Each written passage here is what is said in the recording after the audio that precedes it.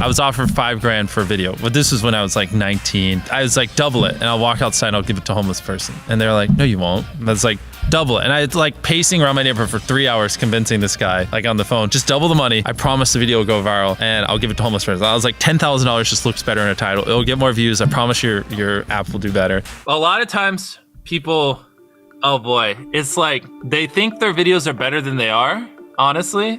And that tell them, Jimmy, tell them. I mean, they do that, and they have horrible friend groups because you really are like the type of YouTubers you hang around. It's getting people with the right YouTuber friend group that aren't pussies and will actually tell them when their content's bad and like actually roast it and help them get better in a nice, positive way. Basically what I did was I've somehow found these other like 4 lunatics. 3 of us were college dropouts. 1 was a high school dropout, and 1, I don't know, he just like quit his job. We were all super small YouTubers, and we basically talked every day for 1,000 days in a row and did nothing but just like hyper study, like what makes a good video, what makes a good thumbnail, what's good pacing, like how to go viral. We would just get on Skype every morning, and like some days like I'd get on Skype at 7 a.m. and I'd be in the call until like 10 p.m. and then I'd go to bed, I'd wake up and I'd do it again. We'd do things like take 1,000 thumbnails and see if like there's a correlation to the brightness of the thumbnail to how many views it got. Imagine a world where it's just you working solo and you work 12 hours a day every day for like a year. And you're just grinding, you make a mistake, you learn from it, you grind, you make a mistake, you learn from it, and you do that for like a year.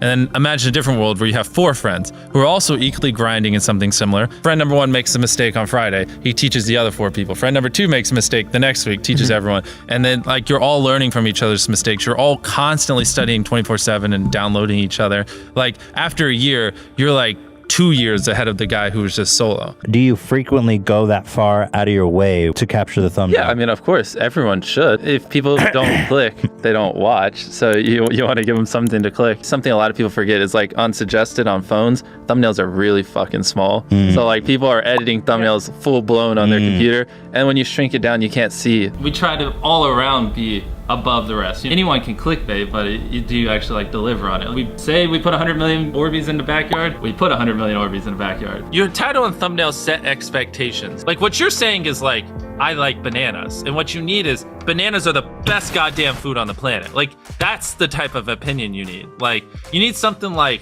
how to get 100 million views on YouTube, or not even that, that's not strong enough. You need something that makes people go, what the fuck? What the fuck did he say in that video? What the fuck?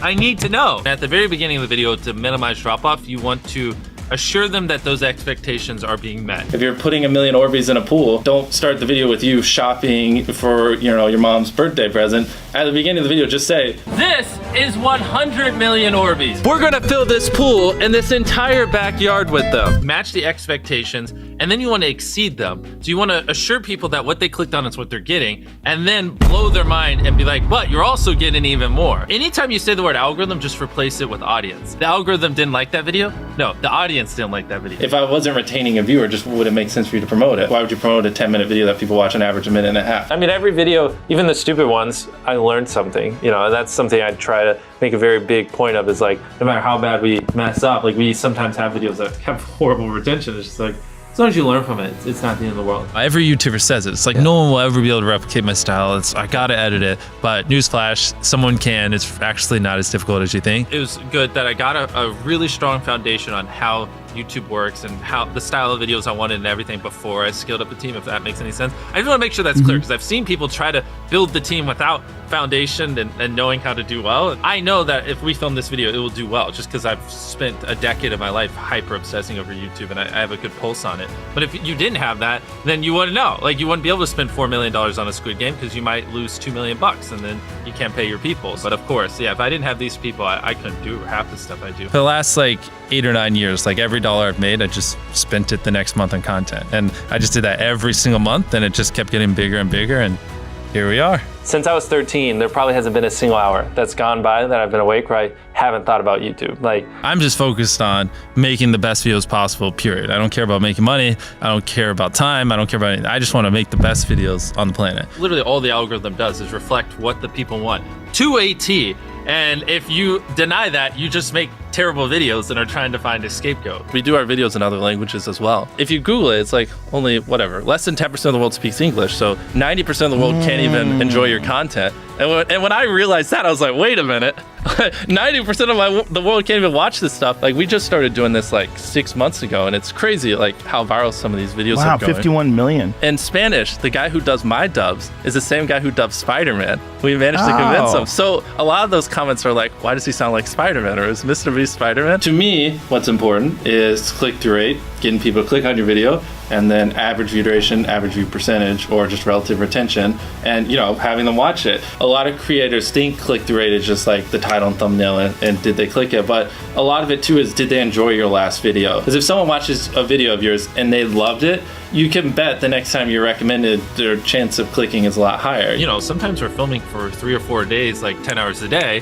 30, 40 hours of filming plus months of setup, whereas most creators probably film for a couple hours and set up for a day. Outside of just filming, I mean, we brainstorm video ideas, relentlessly, hours every day. By always doing all those things, it just distinctively sets it so far apart that it's basically, in my head, it's like, why would you not watch it? Viewers aren't stupid. They can tell when you half ASS, I don't know if I'm allowed to curse, a video, or if you like really put in effort. And like if they can tell you're putting in a lot of effort, they're gonna be more likely to click on future videos. And that snowballs. And because once you build that trust, they get to a point where it doesn't matter what you upload. They just know it's high effort and they just know it's great. And they're just conditioned just to watch because you have a good track record. And so with filming, it's just like trying to make sure we're doing everything we can, no matter how expensive it is, no matter how much time it takes, to make the best video possible. A lot of people, if they gave away 100 grand, they would make a huge deal about it. But sometimes we're just like, yeah, here's 100 grand. Like, thanks for watching, bye. Doing it that way makes it more fun and just more interesting. So I like to keep a little bit of it mysterious because I think that's what people enjoy. A lot of people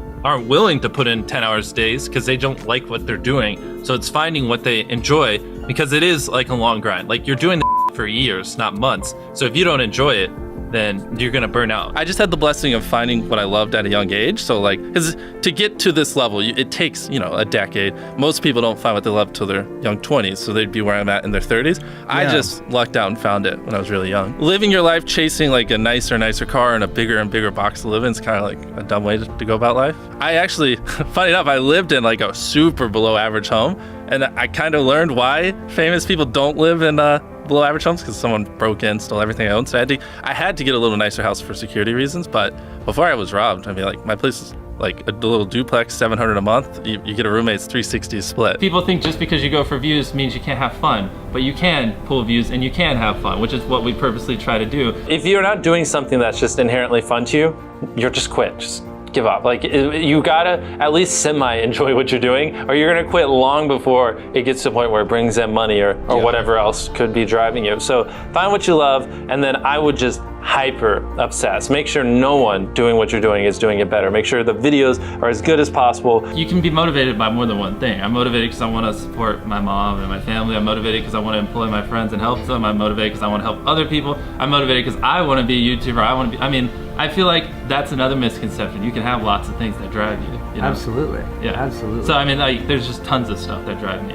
And everything drives me to wanting to be a YouTuber, so I kind of obsess over it. For the people that are willing to be coachable, I would say just education. There is a lot of misinformation out there that people live and breathe by, the weirdest stuff. I gotta upload at midnight on Wednesdays or my videos don't do well. It's just dumb stuff like that they don't realize how badly they're handicapping themselves. Some minor tips I could give is if somehow you could have a payoff at the end, then more people are gonna watch the end just to see what happened. Whichever one of these 456 people survives the longest wins 456 grand. Cut out all dull moments, try not to over-explain things. If a camera just sits on me and I'm just talking for 20 seconds, it doesn't hold retention as well as, maybe me talking and other footage popping up. It's much easier to get 5 million views on one video than 50,000 views on 100 videos. It takes way less effort to get 5 million views on one video. Back then, which I think small YouTubers should do, is I would reply to every single comment. And so I think a few people caught on that I would always reply. And so some people would just be like, I wonder how long it'll take for him to reply. So that was a lot of my comments when I was smaller, but at least it kept him coming back. And your analytics, and most of you probably know this, audience retention. You can see where people click off. Just literally go through your last 50 videos, write down where everyone clicked off, and then just don't do those things again. But wait a minute, MrBeast. What if I don't know how to actually improve my average view duration? How do I know where to start? What if I'm just a noob? Well, in order to better retain your viewers, it's first helpful to have a really deep understanding of how they experience YouTube, to put yourself in their shoes. And in this video, I explain 5 simple steps that will help you do just that. Check it out.